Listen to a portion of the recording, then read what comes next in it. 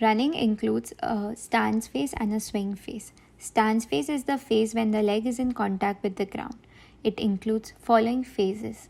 First is the initial contact. This is when the foot strikes the ground. The contact of the surface with the ground varies in the individual. It can be either forefoot strike, midfoot strike, or the heel strike. The variation in the foot contact position changes the part of the body that absorbs forces. However, it doesn't alter the impact of vertical forces.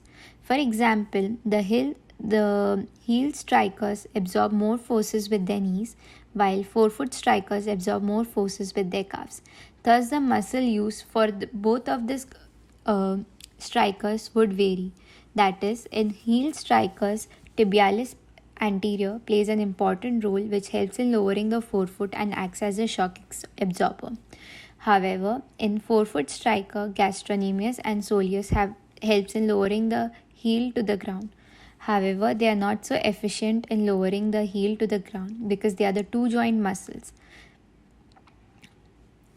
At the knee level, you can see that there is a flexion which takes place. It is about 40 degree of flexion.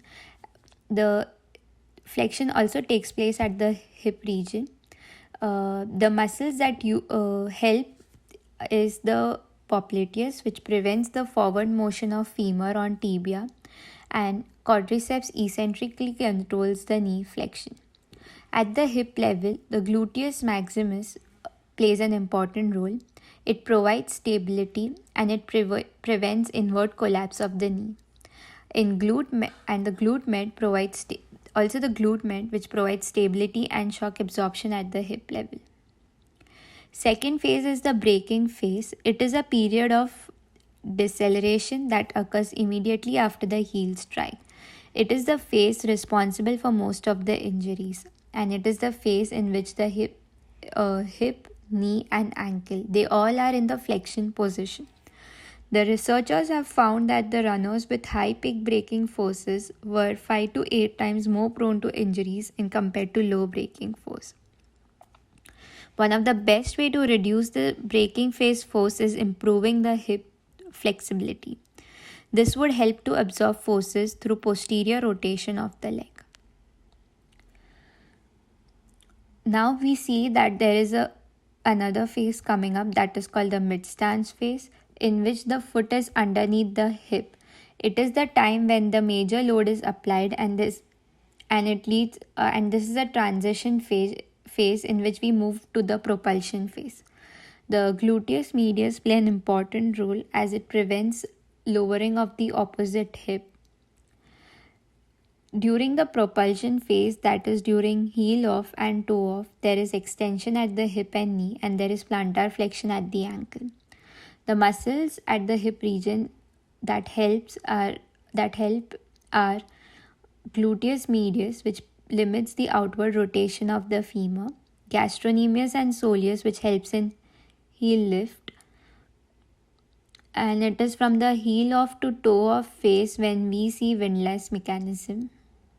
In the toe off phase, hip hyperextends and then it starts to flex along with the knee. Adductors help to control the rotation of the femur. Muscles TFL, gastrocnemius and hamstrings help in flexing the knee.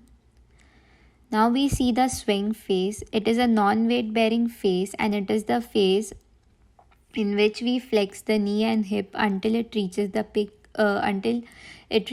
peak knee flexion and the foot remains in neutral.